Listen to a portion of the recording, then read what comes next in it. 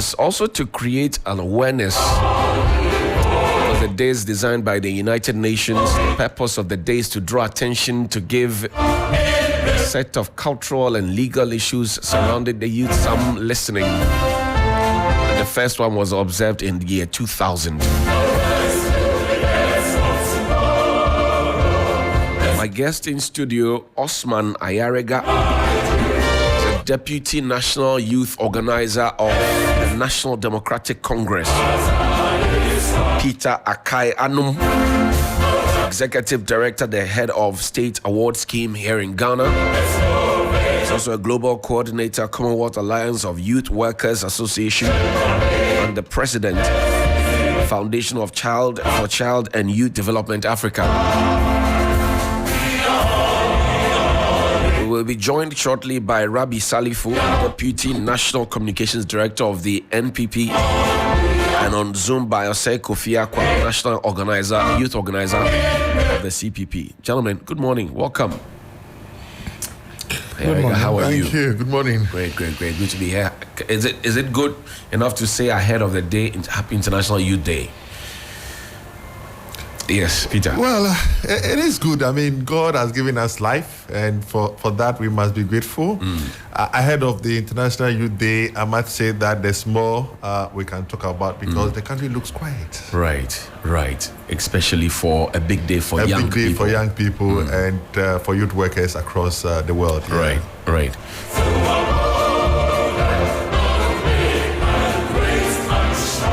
And Osman, good morning.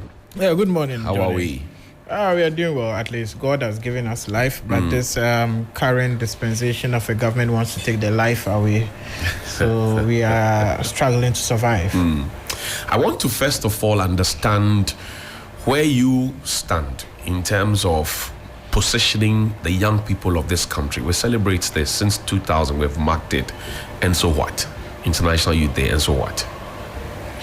Well, I mean, International Youth Day was a day that was put aside by the United Nations, and this was supposed to highlight or throw more light on the youth, because it seems as though everyone keeps saying we are building the future for the youth, we are building the world for the youth, we are building the system for the youth, but they have not really involved the youth in the building of those systems and the future that is supposed to be for the youth.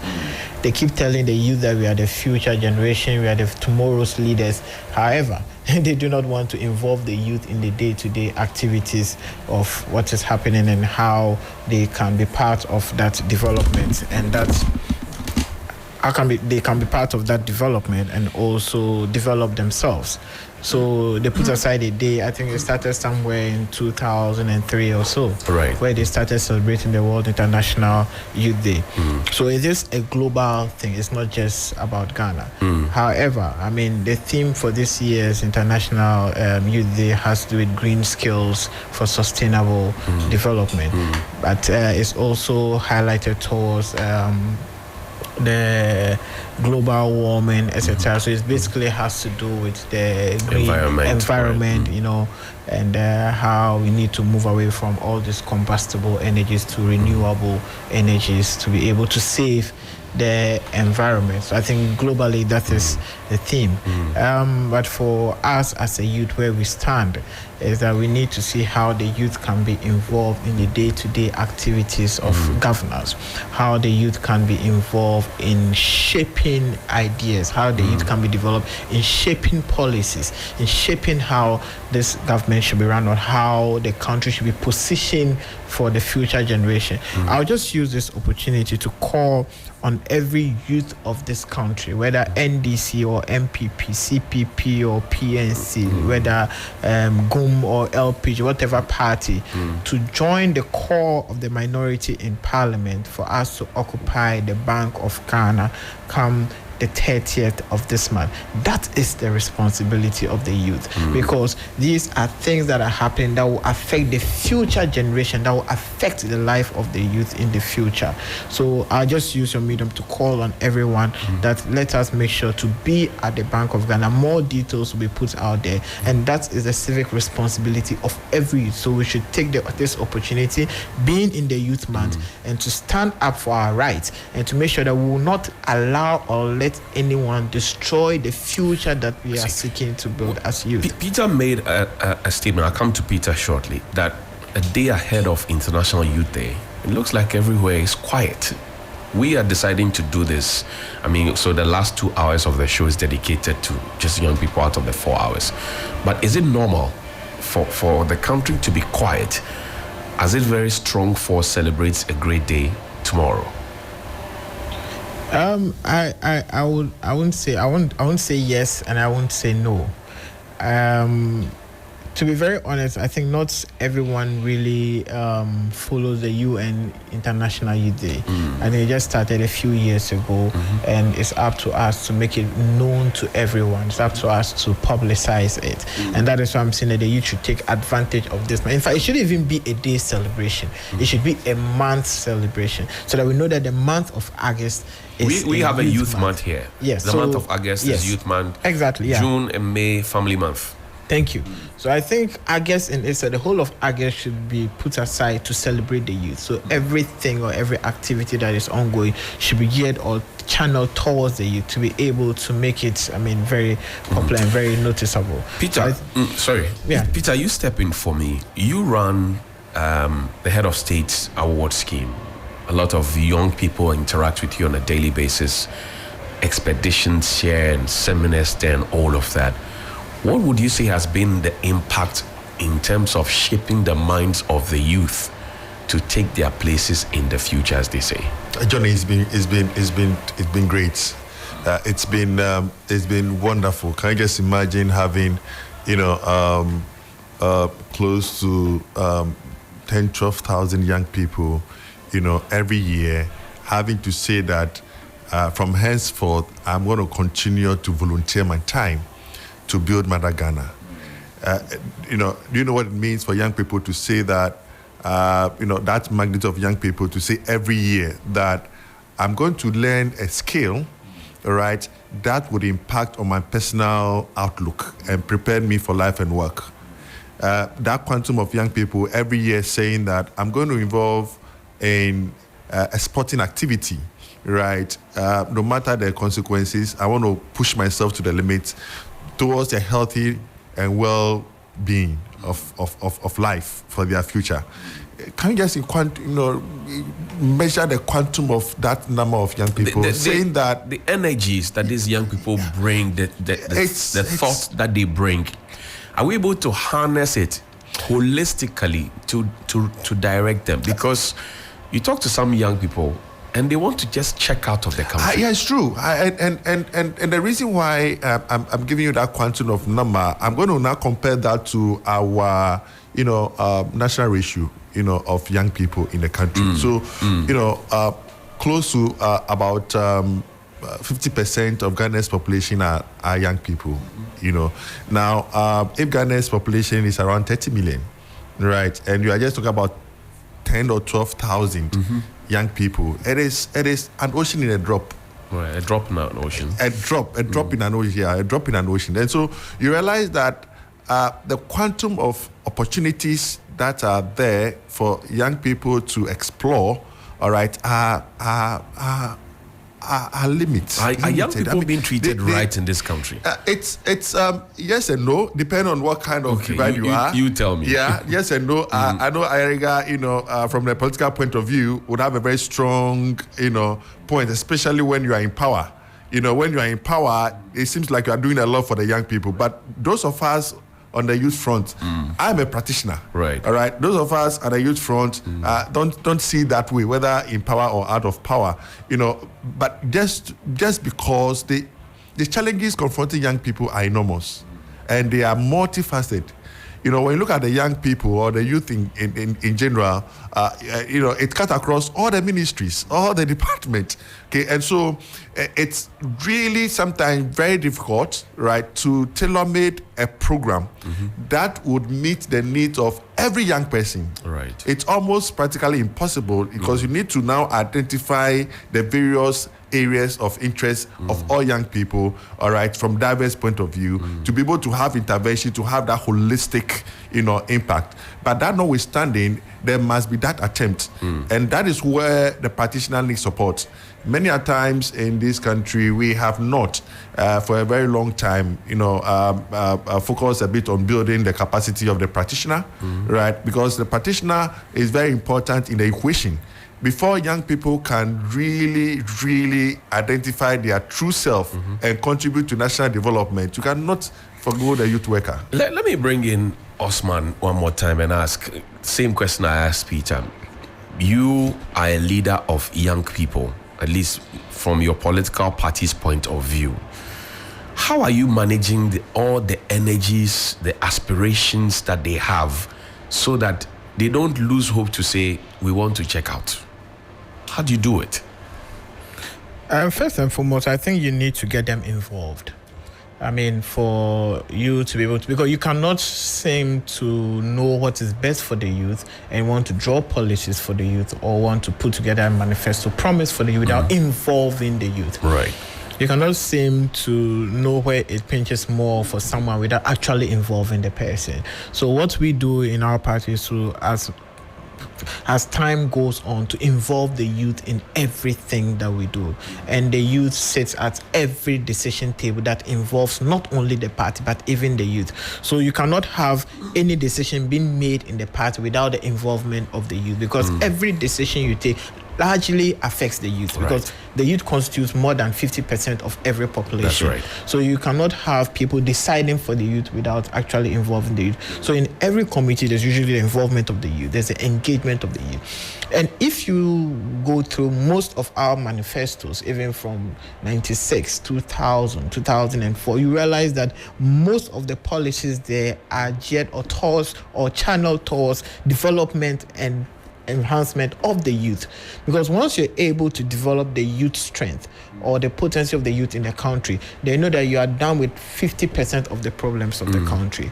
Once you're able to tackle youth unemployment, graduate unemployment, if you're able to tackle that alone, they know that you are done with half of the problems of the country. So realize that in our previous manifesto, we had so many programs and policies that were geared towards developing the youth. We had the youth enterprise, we had the youth in agriculture. We had so many programs that was geared towards the development enhancing of the youth. So what we do to try as much as possible not to let them lose hope is, one, get them involved.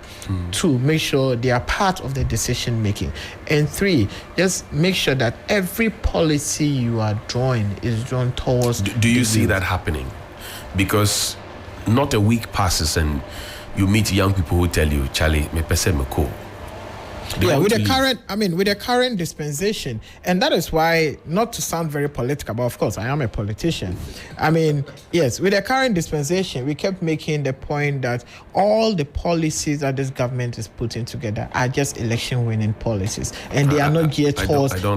Yes, I'm coming to that. They are not geared towards actually reducing graduate unemployment or reducing the poverty rate of the youth or putting the youth in a very skilled way to be able to be employable. They started with NAPCO, and we kept telling you that, one, it's not sustainable because, one, there was no source of fund, there was no proper source of funding to it. Two, at the end of the day, after the election cycle, they were going to drop all these NAPCO trainees, and at the end of the day, they won't be employed. And what has come of NAPCO? It's been long since I heard of NAPCO. Yet when we asked them, then they came up with a response that, well, NAPCO wasn't seeking to employ people. It was a stopgap kind of thing, and for that matter, once the people were trained, then they are dropped. So you would realize that there wasn't a proper plan to actually employ the youth or to take them out of poverty. It was just a scheme to make sure that within the next 4-year electoral cycle, they'll have a good number of the youth voting for them because we're just giving them some allowances. We are not telling you that as youth, put us together and be giving us stipends for us to survive. No, the youth want to be employed. The youth want a conducive environment to be able to do business. The youth want an environment where they do business, their business will thrive. The youth are not lazy. The youth want to work. But the current conditions, both economic, both financial, both governance, is making it very difficult for any youth, all other things being equal, to do business and survive in this country? What is the interest rate? What is the availability to credit? What is the availability to business? And what are even the tax components even when you decide to do business? This is killing the youth. So when I hear government officials come and say that the youth are lazy, the youth do not want to work, the youth do not want to work, so many of them have. I don't want to mention it, but if you Google and you see so many government officials say that you don't want to work, that you don't want to, etc. And that is the problem. Today we are about to tax bets, sports bets, any form of betting, 10% of betting. And I heard the majority leader saying that the youth do not want to work and they want to discourage betting. But that is unfortunate. You have not provided the jobs. The youth are hungry for jobs.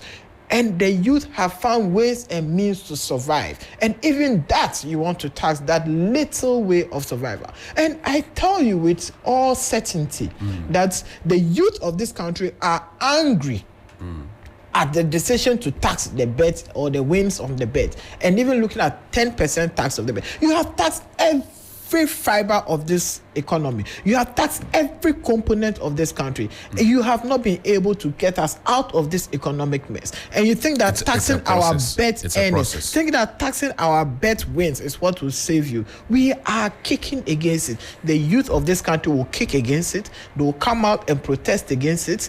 And we will join them. We will support them. We shall be on the street against this bet tax. So you see, it is not just about everyday rhetorics that we are supporting the youth, we are giving them money, we are giving them allowances, we've employed 100,000 youth, and you and I know that those are numbers that you've just put the youth together to give them allowances. After 2-3 years you dump them. That is not the kind of employment we are talking about. Let me bring in Peter now, and I'm hoping that we will have the CPP rep join me. If the Zoom is not working, please call him on phone so that we can. Osei Kofi Arthur, good morning and welcome. You are youth organizer of the Convention People's Party. How are you?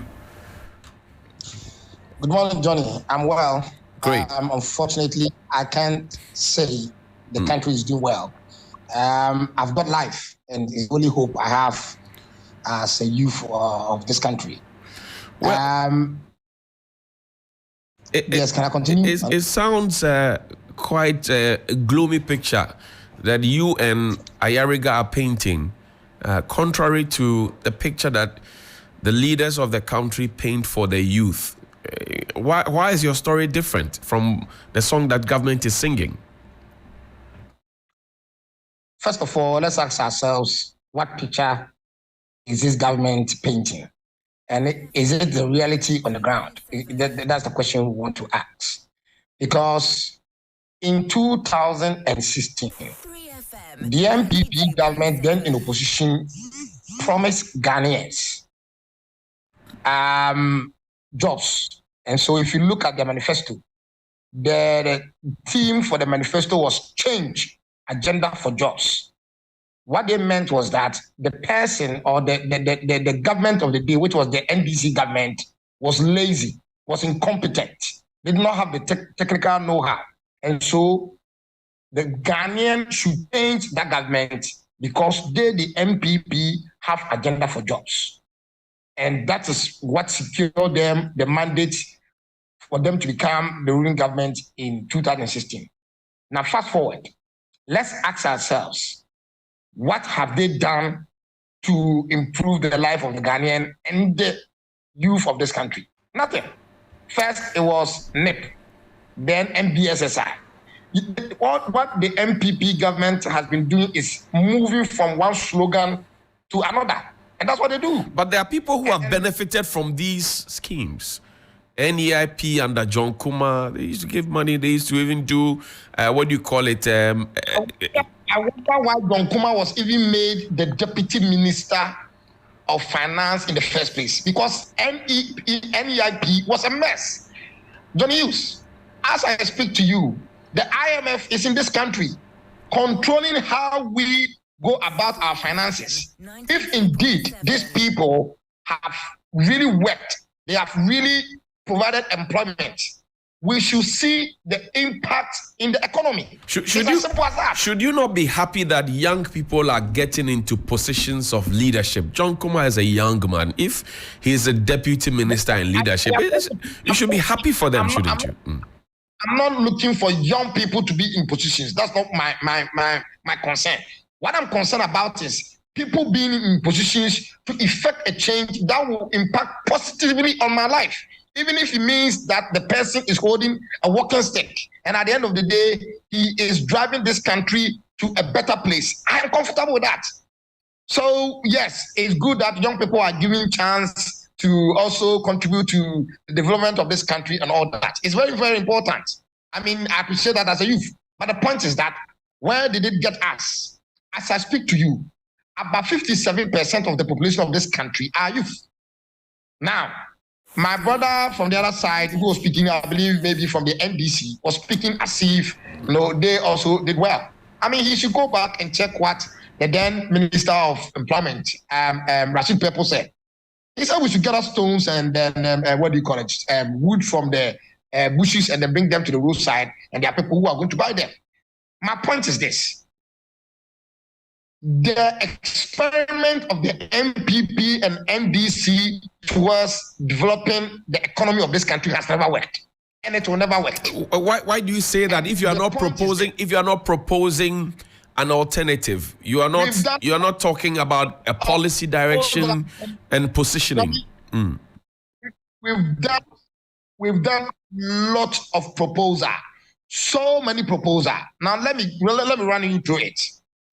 The Convention People's Party, for instance, has said that the free senior high school, free SHS, is meaningless unless it is linked to a free tertiary education. Now, this is what we mean by this. I have never seen anybody graduating from a senior high school and then becoming a professional doctor. I've never seen anybody graduating from a senior high school and becoming a professional teacher or a nurse.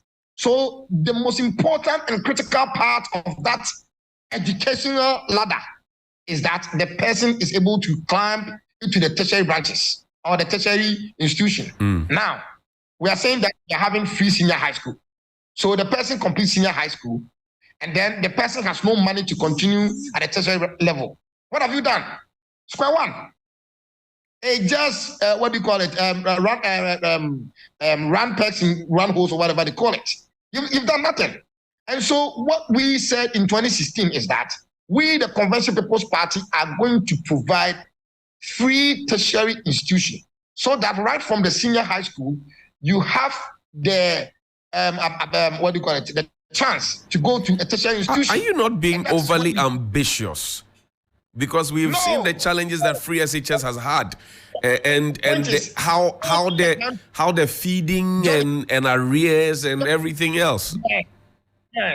Yes, and that is why I keep telling you that the economic procedure, the ideas of the MPP and the NDC have never worked, and they will never work.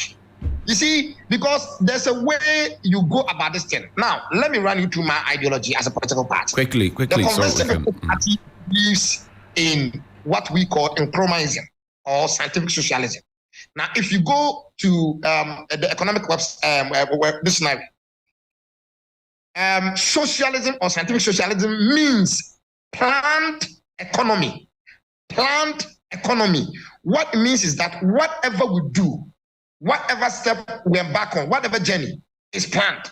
So when government introduced this, Planting for Food and Jobs, we told them that it's a good idea because the Convention People's Party did state farming. Johnny, tell me where we have the state farm. Tell me. We pumped a lot of the taxpayers' money into the PFMJ, which is the Planting for Food and Jobs. But the question is that we as a state, where is our farm? If the government had done its own farm, that farm produce should be feeding our starving students in the senior high schools, which we complain about daily. Well, if you read the policy document of Planting for Food and Jobs, it talks about encouraging state institutions and private people to have farms and backyard gardens. That's the first point that the encouragement comes through. So which state institution has a farm? Do you have a farm? Do you have a farm? Of course, I have a farm. I've been farming since before planting for food and jobs. Okay. I've had a farm about 14 years now. The point is this. The agric ministry, led by the agric minister, should have led by example. All they did was collect budget after budget, and we don't know what they do with it. Okay. When Ghanaians complain about the starvation in this country, what did they tell us? Okay. It is a Russian war, as if most Ghanaians have their farms in Ukraine or Russia. Okay. Meanwhile, Russians and Ukrainians are feeding fat. Okay. So the point is, okay, you keep interrupting me. Hold on for me. Hold on for me. Let me bring in Peter. Peter, so the two politicians in the studio, they tell a story. And if you listen to the story really, you could see that these are, for example, the reasons that a lot of young people may not be interested. A while ago, we had a great conversation with some young people. They don't have patient capital. Yep. They don't have access to it. There's no single policy for them who are private farmers from the state. And that encouragement is not there. Yeah. So we tell them to go into agric, but they get there and they are left alone. And that's why I asked the question, is it worth trying to volunteer, trying to kill yourself for Ghana as a young person? Johnny, it is worth it. I mean, this is what we have. This is who we are. See, I have had a chance of traveling around the world, working on the youth front since 2008. Working with the Commonwealth on their youth program. And trust me, anywhere I find myself, I'm always in a hurry to come back home. Because I feel that sense of belongingness anytime I land in Ghana. So no matter what, wherever you go, you can still not take away the fact that you're a Ghanaian unless you change your nationality. I think that one of the biggest problems we've had, as Africa, as a continent, is leadership. And so you listen to the politicians, you could see that everybody is telling the story to suit themselves. All right. As a practitioner, definitely I cannot survive, the environment if there's no political will. So definitely you cannot, take away the political will. But as youth development, youth work, it transcends politics. And sometimes that is what we fail to see. We tend to politicize youth development to extent that when a young person sits back and sees what the politicians are doing, all right, then it takes them, they begin to ask them questions that you are asking. There's a lot of potential. There's a lot of opportunities. But I want to see a day where NDC, NPP, CPP, all the political parties will come together to say this is youth. Should we have a National Youth Day where we will have a conversation and look at a proper youth policy, so-called?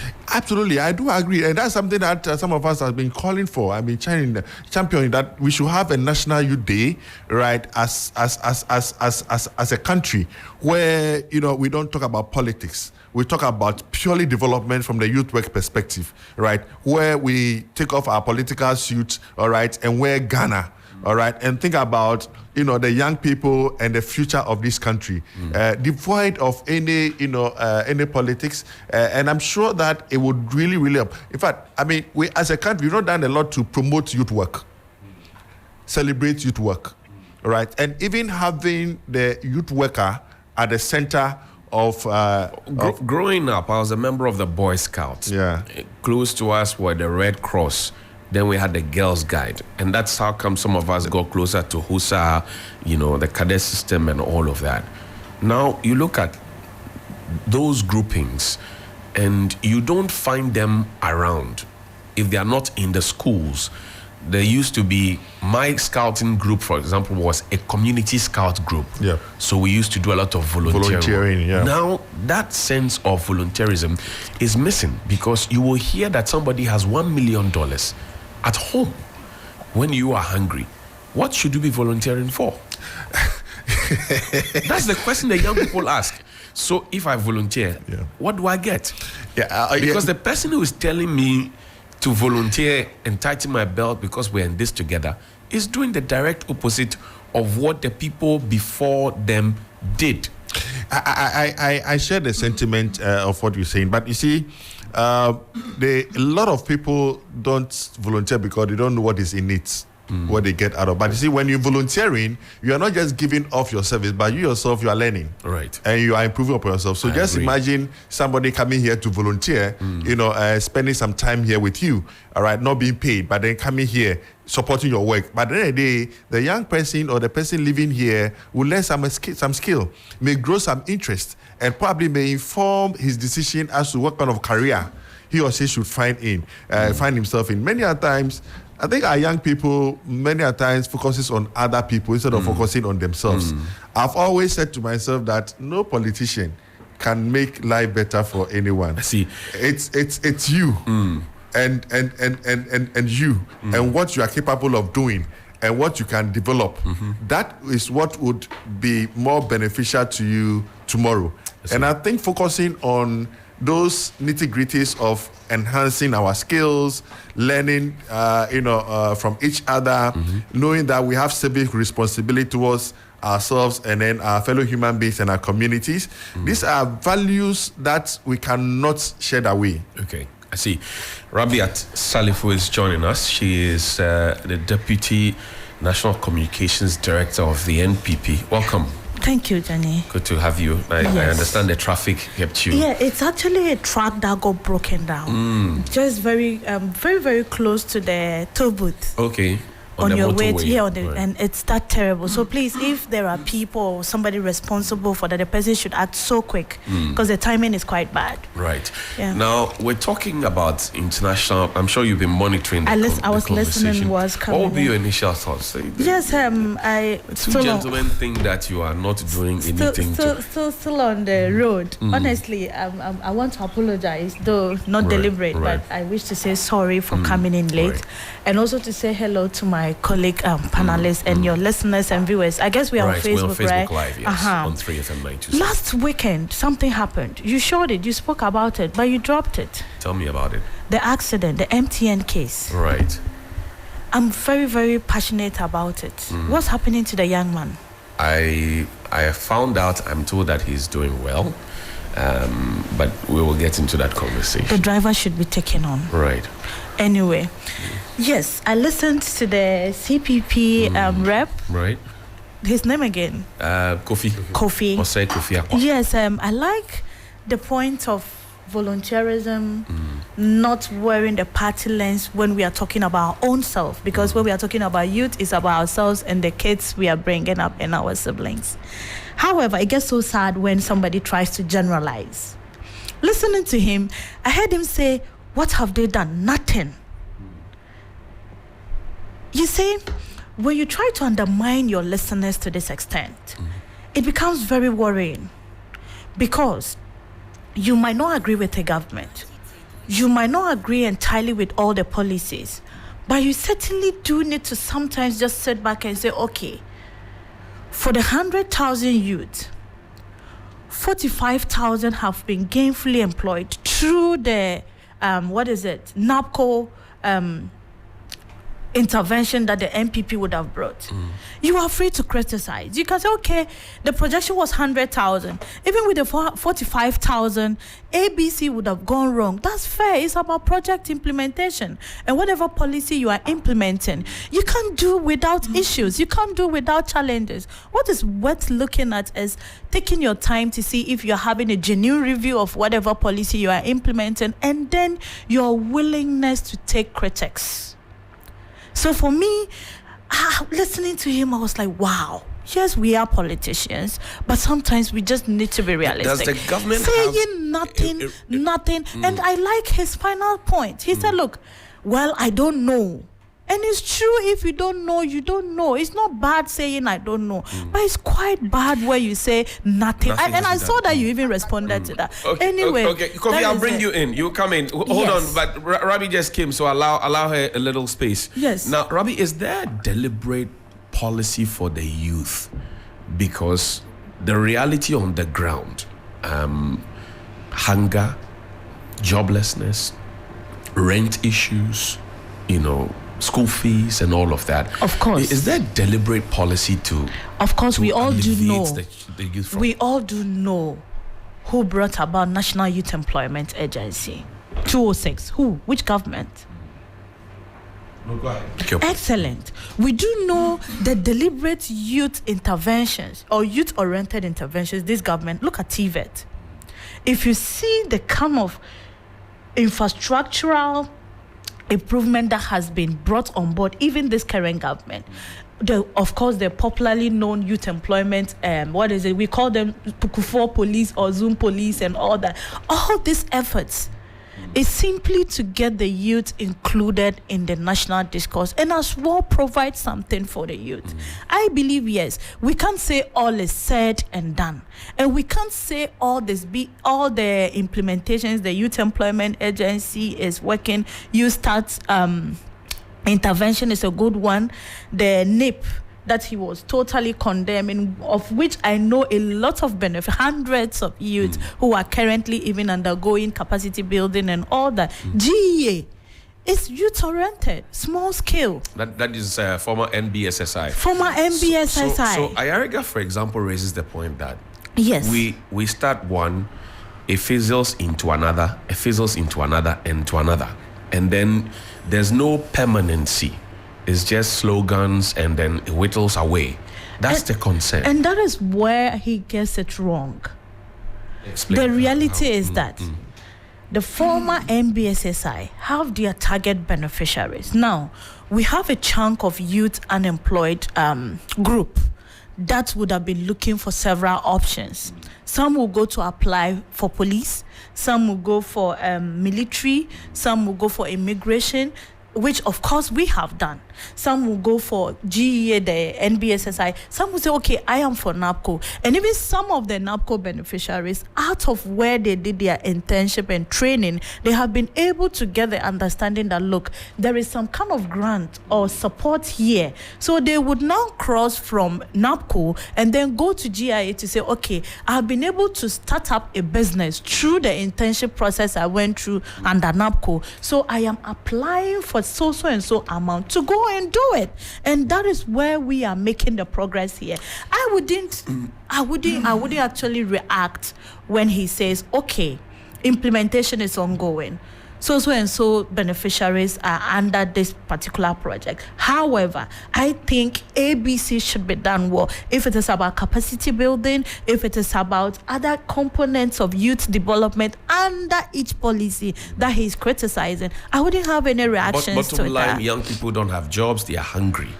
You talk to them, that's the thing they tell you. We are from a point, and change is a process. How long do we need? From 2017, I'm just trying to pull out this. You, as we talk, I'll get to you. Looking at where we were and where we are coming from, to say even I don't know if you can fetch me the figures very quick, or I might really have to come back with the figures from having the percentage or the number of youth unemployed from 2016 till date, and the numbers we have been even say given. I can't just fetch out the figure. I'll get back to you. I'm quite destabilized at this point. About 45,000 youths being able to say, look, I was home, I am now back to work, or I have been secure, or I have been which given. Which other works are you talking about? Under the NAPCO, I'm just even starting with NAPCO. NAPCO itself is not sustainable. Not sustainable, but you have gotten people who are beneficiaries and would tell you, I have been able to get job from NAPCO. And they are the 45,000 youths I am telling you. NAPCO didn't succeed. I disagree with you, Johnny. You know, I disagree. Look, you know. I disagree with you. Yesterday, I was at the Labadi Beach Hotel for the U.S. Ghana Chamber of Commerce. So when you say NAPCO I didn't met two succeed, NAPCO beneficiaries Okay. who complained to me about arrears for about 9 months. Johnny, when you say NAPCO didn't succeed or it failed, do you want to tell me not even a single beneficiary was that's not the successful? point. So the point I am making is that the number was 100,000 here, 45,000 tells you that, yes, it might not be as expected. It might not be the ultimate, but yet still 45,000 people can boldly tell are you. you not belittling the problem? I am not. Because I'm just it looks telling like you're you. detached from the plight of the people. Look, Johnny, anybody who follows my argument will tell you empathy is something that I would always find myself Which is in. why I'm asking this question. So the reality here is that I am not debunking the fact that there are challenges associated with NABCO. What I'm basically saying is that, yes, we haven't gotten there. We couldn't implement it to our own required success, but we have been able to get to a point where 45,000 youth can tell you, I have gotten something. And certainly, which I am so optimistic about, that even if it is not NABCO at this point, the GEA, the Youth Start program, and other interventions, policy interventions that we are rolling up would be able to take care of the rest of the 60 or 55,000 remaining. Kofi, we'll have to work on your Zoom again, and you come in. So let me bring in Hassan. You've been listening to Osman. Sorry, you've been listening to Rabi, and Rabi disagrees with the points, especially most of their statements that she thinks have been generalized. She thinks that we should look at the baby steps that have been made, little successes, and celebrate them. What do you say? I realized she said she was looking for some figures, but let me help her with some of the figures. 2016 unemployment rate 8.4%. 2021 unemployment rate 14%. So are we going or we are coming? So if you say you are doing everything, 2016 unemployment rate was 8.4%. 2021 unemployment rate 14%. 2022 is what? But we are still in 2022. So no, in 2023. We're in 2023. Sorry. And if we are having discussions on current happenings, just opposing it. So I'm giving what I have. So if once I speak, I'll get you. Yes. Once I speak, I'll get you 2022. You also fetch your figures. Yes. So I mean, so if you talk about the fact that you are doing everything possibly best to reduce the unemployment rate, I think maybe you are doing everything possibly wrong, because if you're claiming that you are employing here, you are employing there, NABCO is reducing unemployment, the statistics should show these are not figures cooked at the NDC. It should be coming down, not They should be coming going down, not going up. These are not figures cooked from the NDC's headquarters. These are figures coming from the statistical service. So I strongly disagree with her position that you are doing everything possibly best. I mean that there's something fundamentally wrong. And if you ask, I mean, every MPP communicator's defense, so far as NABCO was concerned, they tell you that NABCO wasn't a source of employment in itself. They just tell you it was a stopgap. It was a to means making you, to, it was a means to making you employable. So it was a means to making you employable. So NABCO in itself, it didn't come to stop unemployment. You only tried to give them some allowances. And that's why we kept telling everyone that NABCO in itself was an election winning machine. It wasn't any form or any source of employment. I expected that at the end of this NABCO trade, they would have told us that, okay, we trained 500,000 people. At the end of the day, we have been able to get 200,000 people employed. We've been able to get 250,000 people 45,000. employed. 45,000. Out of how many people did they say they trained? 100,000. Right. No, I doubt those figures, because the last time I heard from their source when they were speaking about NABCO, they didn't mention those figures. Okay. You understand? So I think most importantly, what we need to be looking at is how we can develop the youth, how we can make sure that the youth are employed. And you see, I made a point. The NABCOnians, those who have been left behind, how they are hanging in the balance. Those who are left behind, how they are hanging in the balance. What can we do? Well, I think there needs to be a proper policy to absorb everyone. And that is why I kept saying that it's not just about gathering people and giving them allowances. Trust me, you can gather 1 million youth and give them allowances. But if the current economic environment is not conducive for anyone to survive, then what you've done is a cost 90. But if the government is able to provide an enabling economic environment for businesses to thrive, then the youth themselves can engage in businesses and at the end of the day become very successful. Okay. But if you use one hand to give them some pittance and use another hand to tax everything out of it, or the economic environment in itself is very terrible. You think the then people are earning little but are being overtaxed? not only overtaxed, the economic environment in itself is making it impossible for them to live. If you have inflation at such figures, if you have your currency devaluing at such rates, if you have the government being in debt at such rates, then at the end of the day, even if you gather 1 million youth and you give them allowances of 550 Ghana cedis, it is nothing. What you need to do and what the government needs to understand is that the youth of this country are not ready to be lined up and be given pittance. What we expect is to have a conducive and enabling economic environment to do business, to thrive, and that is what they have failed in doing. Let me bring Kofi in quickly. Kofi, I'll give you a minute to respond to Rabi. You had an intervention. What's that? Yes. First of all, there are a group of team of bankers listening to us from Kwebe. Okay. The team says hi to you. They always listen to you. Thank you. See, Rabi should have stayed in traffic. Oh. Said you should have stayed in the traffic. Yes, because what she's doing is she's really stepping on the nerve of the Ghanaian youth who's already angry. Now, let's get this straight about the NACO before I proceed.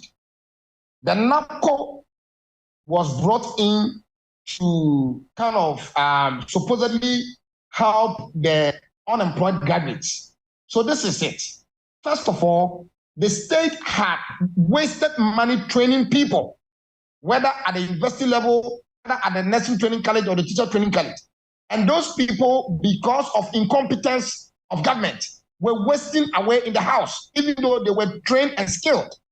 And so they decided that, okay, you know what, let's do something for them, anything for them. As long as we put some small chop money in their pocket, and then they will keep quiet. And just like my brother from the NDC said, it was just an election winning tactics, which they did. So, Rabi should not mention NAPCO. As we speak, what is the status of NAPCO? It has been scrapped. Yet, people are being still owed. You understand? So, let's not even go there. We didn't employ those people. What we did was that we wanted to win elections. As a matter of fact, the MPP wanted to win election and decided to kind of I want the right word. Hoodwink the people with some sort of tactics, and that's what they did. Okay. So let's look now. I hear you. This is the whole. Quickly. This is the whole, in a minute. Quickly. Oh, please allow me. I beg you. Our time is actually finished. So forgive me. You see, first of all, the MPP government should admit that they have failed. There's a Ministry of Youth and Sports. Youth and Sports, which is supposed to take care of the youth. Unfortunately, all the attention has been shifted to sports, as if the youth is all about sports. And now let me admit that I also went to Scouts, and I was also a cadet. Right, so, right. you know, together. So the essence of the whole youth and sports is bogus. Now, I'm asking Rabi something because he said, we should appreciate the fact that some youth have been employed and blah, blah. Who has been employed? Rabi, who has been employed? Have you recently walked through the street of Accra? Have you passed the underbridge of Circle? Have you seen those boys who are able-bodied lying idle?